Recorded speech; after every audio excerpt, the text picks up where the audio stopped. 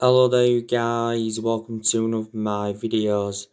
Yesterday night, Manchester United beat Istanbul Basaksheir 4-1 at Old Trafford in the Champions League group stage. We only need now 1 point from our 2 remaining games to qualify for the knockout stage. Goals came from Bruno Fernandes, he scored 2. The first goal was very good. It was a volley. The second goal from Bruno Fernandes came from a mistake from Istanbul Basaksehir's goalkeeper, but it was good build-up play to the goal. Rashford, he scored a penalty. And the fourth goal came from Daniel James. And Istanbul Basaksehir's goal came from Tuduk. It was a very good free kick.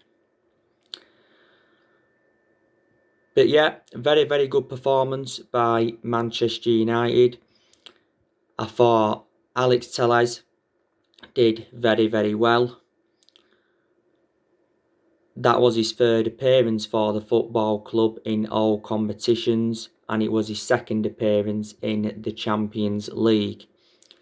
Telles showed some very good attacking intent in the game, and he played a big part in Bruno Fernandes' second goal. Very good cross.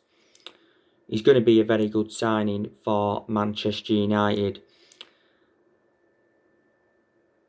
Donny van de Beek, he was exceptional. He was good at winning balls, spraying balls. He was asking for the ball a lot. He was everywhere. Donny van de Beek was playing in a deeper role. Now, he seems to be getting chances in Europe. He's just not getting any chances in the Premier League. So I think Solskjaer now needs to trust him in the Premier League. Donny van de Beek can play in like 3 different roles.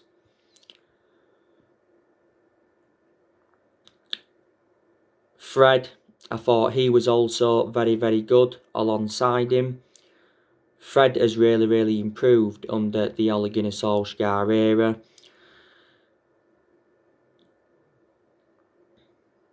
Edison Cavani, I was also very impressed with him. He made his first start for Manchester United. I like the way he linked up the play at times. He held up the ball well and he made some dangerous runs.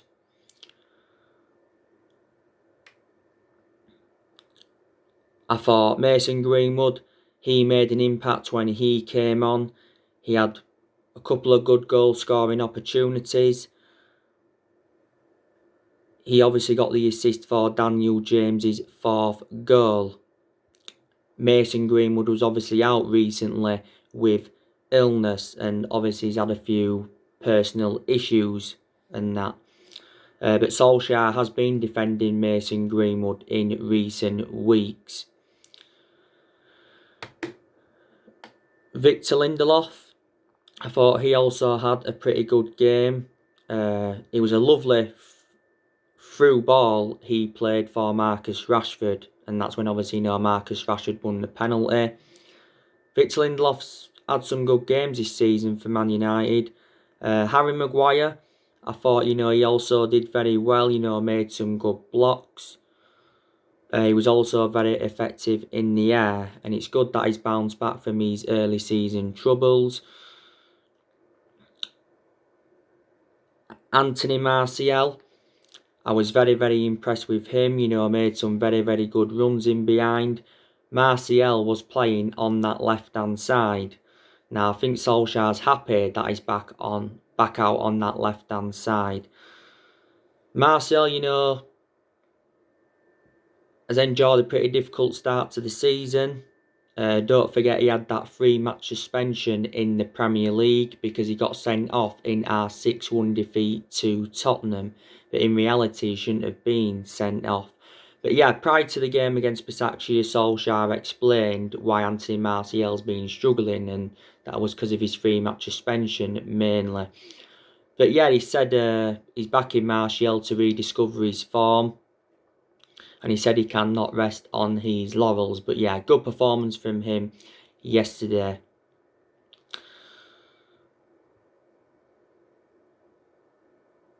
And Wan-Bissaka, I don't think he was great. He did show some good attacking intent though at times. But Wan-Bissaka's enjoyed some good games this season for Manchester United. Now, by the way, Wan-Bissaka went off in the game. I think he's got like a problem with his ankle. Victor Lindelof, he's also got a problem with his back.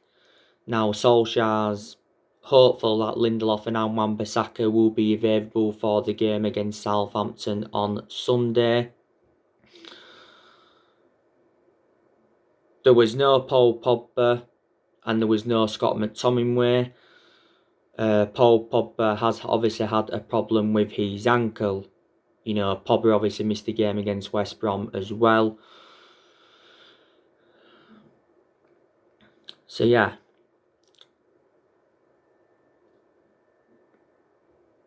David De Gea, he didn't really have much to do in the game. I think he made one fantastic save to deny Edin Visca. I had a feeling that David De Gea was going to start yesterday night. I thought there may have been a possible chance that Dean Henderson could have started. Solskjaer was talking about Dean Henderson prior to the game, and he said, you know, that Dean Henderson wants to stay at Manchester United and he wants to play for Man United. Dean Henderson did make his Champions League debut in the 2-1 defeat to Basaksheir in Turkey. But yeah, the game yesterday night was totally contrast to the game in Turkey. You know, my man of the match, you know, Bruno Fernandes. Bruno Fernandes has made the difference in this team. He's now got, 21 goals in 35 games for Manchester United and he's provided around 15 assists. Bruno Fernandes has been at Manchester United now for almost a year. The vast majority of his goals have come from the penalty spot. We paid €55 million for him from Sporting Lisbon back in January. Don't forget last season he won Premier League Player of the Month twice and he also won some Matt Busby Player of the Year award. Bruno Fernandes could have got a hat-trick yesterday but he decided to let Marcus Rashford take the penalty. You know, Bruno scored in the 1-0 win against West Brom. He also scored 2 goals against Everton and also got an assist. He's definitely our best player. I think he's one of the best midfielders in the world. You know, Marcus Rashford, he had a very, very good game. He was playing on that right wing. And I said to you, didn't I, that Marcus Rashford has improved under the Ole Gunnar Solskjaer era. He's had a few bad games this season, but most of his games he's been consistent. You know, scored yesterday, scored a hat-trick in the 5-0 win against RB Leipzig, became the second Man United player to score a hat-trick as a substitute. He also scored late on against Paris. That was second time he'd done that, and he scored a few goals in the league this season. Marcus Rashford turned 23 quite a few weeks ago and he's been a United player since the age of 7 and he's been in our senior squad since 2016.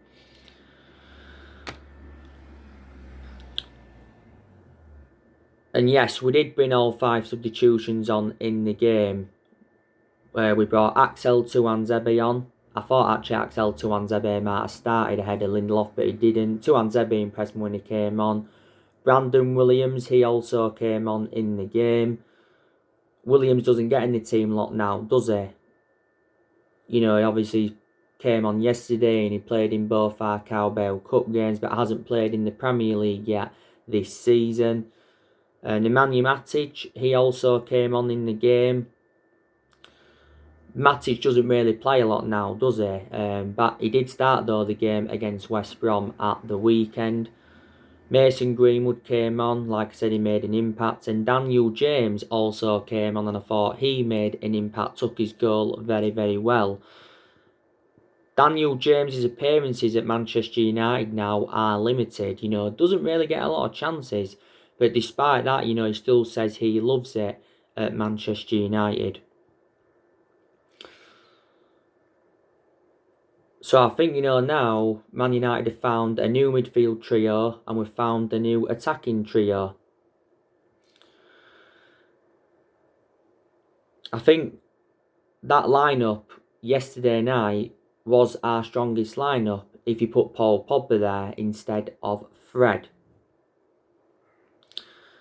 By the way, I think we had a total of 16 shots in the game. But, we have been actually very, very dominant in Europe. It's just a shame that we're not replicating that in the Premier League. Because yesterday, the performance matched the result. But like in the game against West Brom, the performance didn't match the result. We won the game, but the performance was poor. Against Everton, it wasn't a great performance, but it was much better than the one against West Brom. Now, going to give you the player ratings. So I'm going to give David De Gea a 6 out of 10. Like I said, David De Gea didn't really have much to do in the game. I think he made one fantastic save to deny Edin Visca. But David De Gea has really, really impressed me this season. And I said he will remain our number one this season. This is David De Gea's 10th season at Manchester United. So he has been a long servant. He has made over 400 appearances for the football club in all competitions. He's made over 300 appearances in the Premier League. I have been critical of David De Gea before because, he has made mistakes in the last couple of years, but it's good to see him bounce back. He has won everything domestically at the football club and he has won individual awards reflecting on his good run of performances.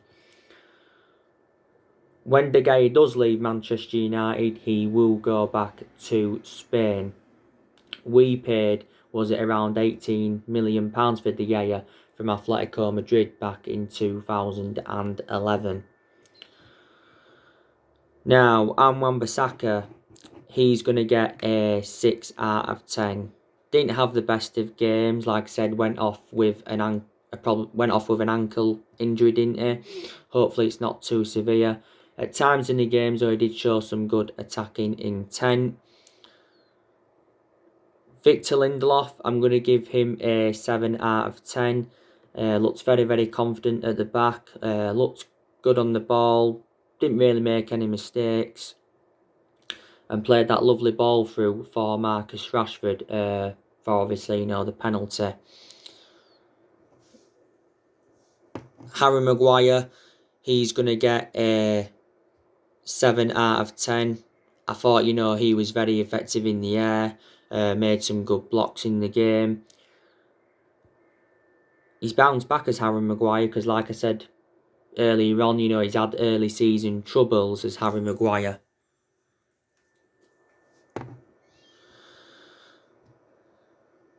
Because obviously he had that incident in Greece at the start of the season, was it?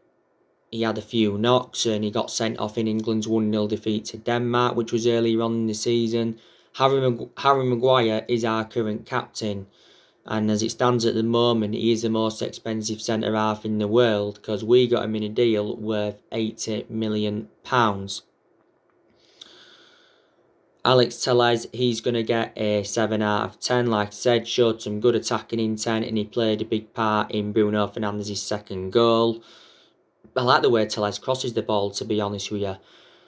We paid, was it around 15.4 million for Telles with add-ons included, and he signed a 4-year contract with the football club. Donny van der Beek, he's going to get a 8 out of 10. I like the way he kept the ball, won the ball back well, dictated the play, showed some good attacking intent, and yeah. We paid £40 million for Donny van der Beek from Ajax. Don't forget, during the international break, Donny van der Beek revealed that Solskjaer told him he must wait for his opportunities. Donny van der Beek said, he would have loved to have played a lot more at Manchester United this season, but he's just got to get starts in the Premier League, hasn't he? That's the thing. Now, Fred, he's going to get a 7 out of 10. I like the way that Fred kept the ball, showed some good attacking intent, and he was very, very mobile.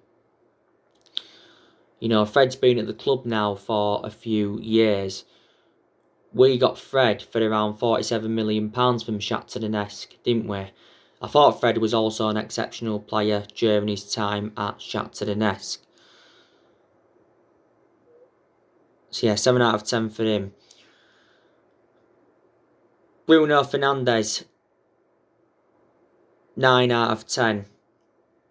Bruno Fernandes scored 2 goals in the game.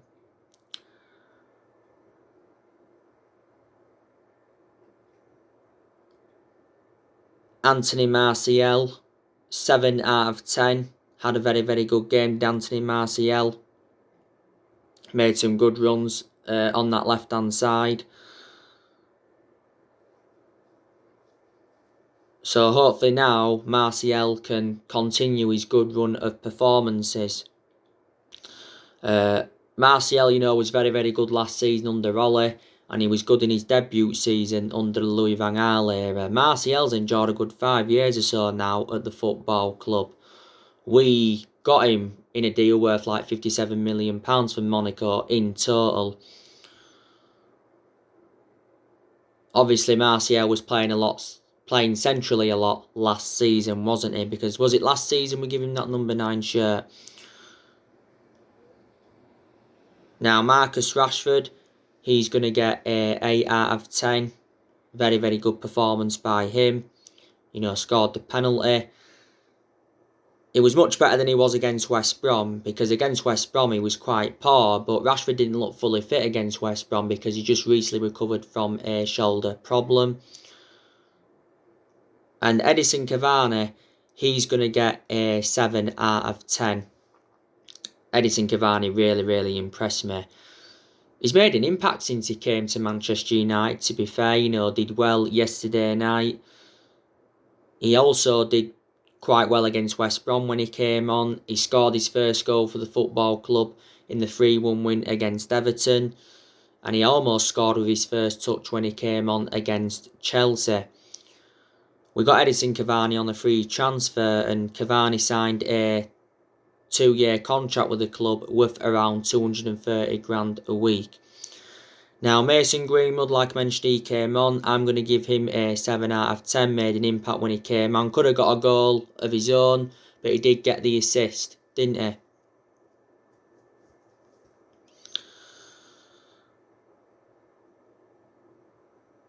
Daniel James, I'm going to give him a 7 out of 10. I thought he made an impact when he came on and obviously took his goal well.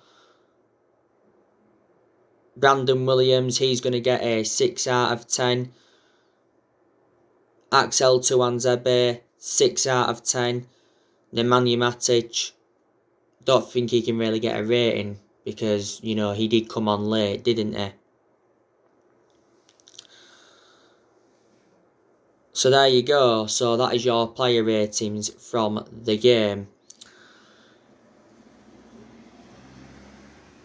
Manchester United go up against Southampton on Sunday at St Mary's. It is a 2 o'clock kick-off. Now, it is a must-win game for Manchester United. Now, we're going into this game against Southampton in a good vein of form because we have won our last 3 games in a row in all competitions. But Southampton themselves have been in good form. They did recently draw with Wolves 1-1. But Southampton are sitting 5th in the Premier League. That's good to their standards. They've registered 17 points from their opening 9 games in the Premier League.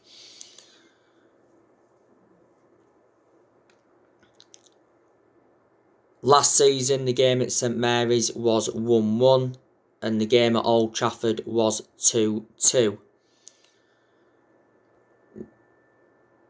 Now, Southampton have got quite a few good players in their team. Obviously, they've got Stuart Armstrong, who's quite good. They've got Nathan Redmond, who's quite good. Danny Ings, he's probably one of their best players, but Danny Ings has obviously been out with injury for Southampton. Will he be available for Sunday? They've got Obafemi. He scored late on at Old Trafford last season. They've obviously got Theo Walcott on loan. They've got James Ward-Prowse. He's another good player for them. They've got Romeo. He's another pretty good player. They've obviously got Kyle Walker-Peters. They've got Ryan Bertrand. They've got that Vastigard, however you pronounce his name. So yeah. And put into the equation, Southampton have lost quite a few players. Obviously they lost Virgil van Dijk a few seasons ago to Liverpool. They lost Nathaniel Klein. They lost Dejan Lovren. They lost Adam Lallana. They lost Charlie Austin. They lost Holberg.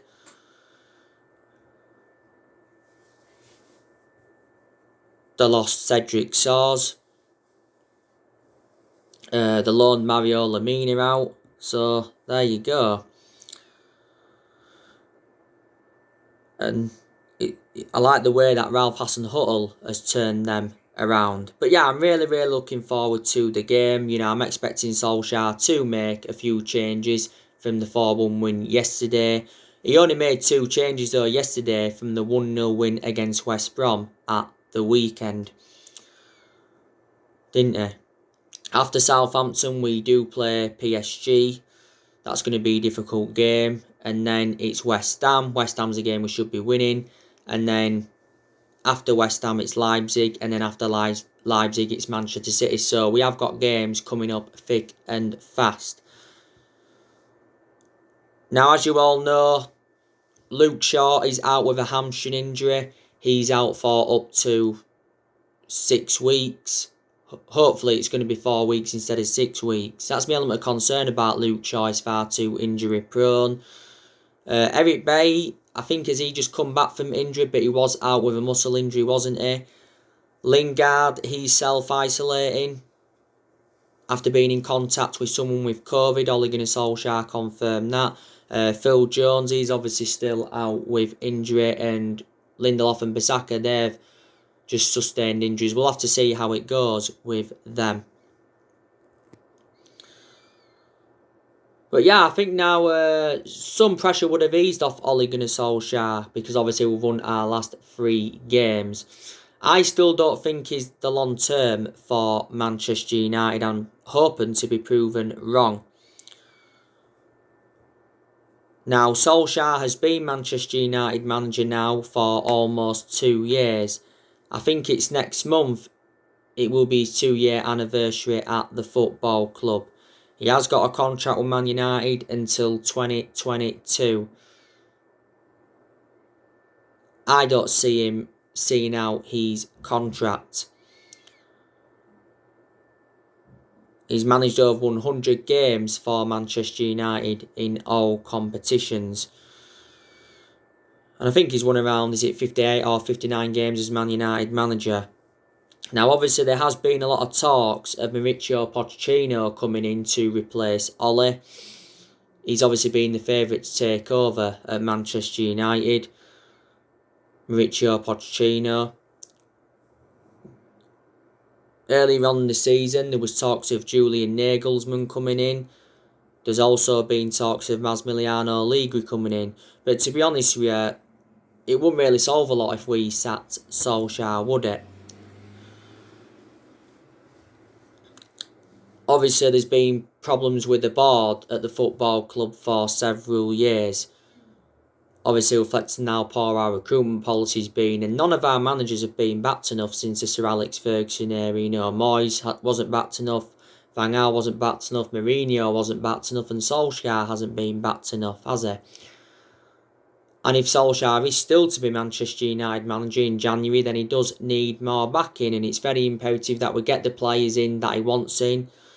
Obviously, we're going to get rid of more players next year because there is still deadwood in the squad. I think Manchester United need a centre half, and we also need a right winger. I think it'd be also very beneficial if we could get a director of football in, because if we get a director of football in, Ole Gunnar Solskjaer will get more backing at the club, and plus it's one of the structural changes that we do need. And if we are to get one in, we need someone who knows the club inside out and someone who's got that experience. But there's been quite a few names linked with that director's role. This season is Ole Gunnar Solskjaer's second full season at Manchester United. And I said if we could finish in the top 4 this season and if we could win a trophy, that would represent a very good season for Man United and Solskjaer, and it would give us something to build on. I think there's a chance we could win a trophy this season. I think we could win the Carabao Cup, we're into the quarterfinals of that. We could also win the FA Cup, but I don't see us winning the Champions League, but we'll definitely get to the knockouts, and I don't see us winning the Premier League. I really, really don't. We obviously haven't won the Premier League now for a good 8 years or so because we haven't won it since 2013. But we are the most successful team in Premier League history because we have won 20 titles and 13 of them are Premier League titles.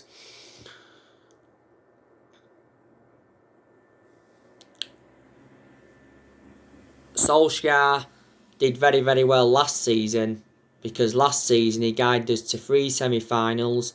He also got us qualification for the Champions League and he got us a 3rd place finish. So that was very, very good. Ole has made some good signings since he got appointed in as Man United manager. He's spent over £200 million so far and he's enjoyed 4 transfer windows at the club. In the summer of 2019, he recommended Daniel James, Wan-Bissaka and Harry Maguire in. In January, he brought Bruno Fernandes in and he brought Odion Ighalo in on loan. And in the summer transfer window of this year, he brought Donny van der Beek in, Alex Telles, Edison Cavani, Facundo Pellistri and Amad Traore. I think it said Amad Traore is going to be joining the football club in January. And to be fair, Ole showed a lot of tactical flexibility in a lot of the big games, but there has been a lot of games where he's been very tactically naive. And we've also seen a lot of players depart the club since he got recommended in. Now, like I said, there's a few issues that Ole's got to solve at the club. He's obviously got to solve the Paul Pogba issue. He's obviously got to identify his best 11. Now, I think that was almost our strongest lineup yesterday against Basaksheir. Solskjaer's got to select the right formation. Again, he did go with that 4-2-3-1 formation yesterday. He has gone a lot with that 4-2-3-1 formation, but in like the big games, he's gone with a 3-5-2 formation, and a few times he's gone with a 4-3-3 formation. Hasn't there?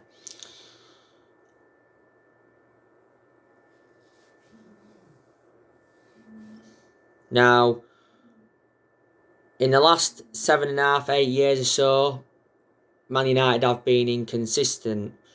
Obviously, since Ferguson left, we've sacked 3 managers, and that was obviously David Moyes, Louis van Gaal, and Jose Mourinho. So we haven't really got the structure to keep sacking managers.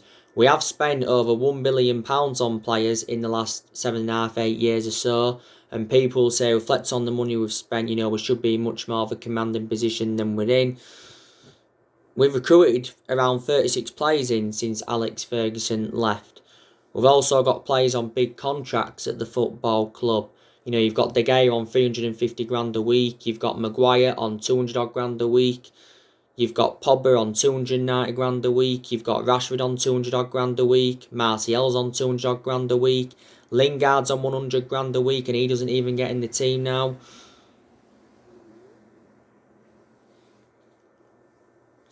Edison Cavani is on around 230 grand a week. So it just shows you, doesn't it? And we've only won 4 trophies since Alex Ferguson left, and that was the FA Cup under Van Gaal and the Europa League, the League Cup and the Community Shield under Jose Mourinho. We have made a lot of mistakes in the last 7 years, and that's one of the main explanations why we've been so inconsistent, you know. But since Ferguson left, we've been poor, and before Ferguson came into the equation, we was poor because our success came under Sir Alex Ferguson. Ferguson endured 27 years at the club and won a total of 38 major honours, but he didn't settle in straight away because he didn't win out in his first 4 years at Man United, and no manager will replicate Sir Alex Ferguson's legacy, and that's something we have got to accept. But yeah, next year we're going to get rid of a few players, like I've said, and we're going to look to sign more players, and there has been a lot of players on our agenda. So anyway guys, that's everything to update you today. Drop your comments, likes below on the channel. If you do, consider subscribe as always, and take care. God bless. See you all again very, very soon.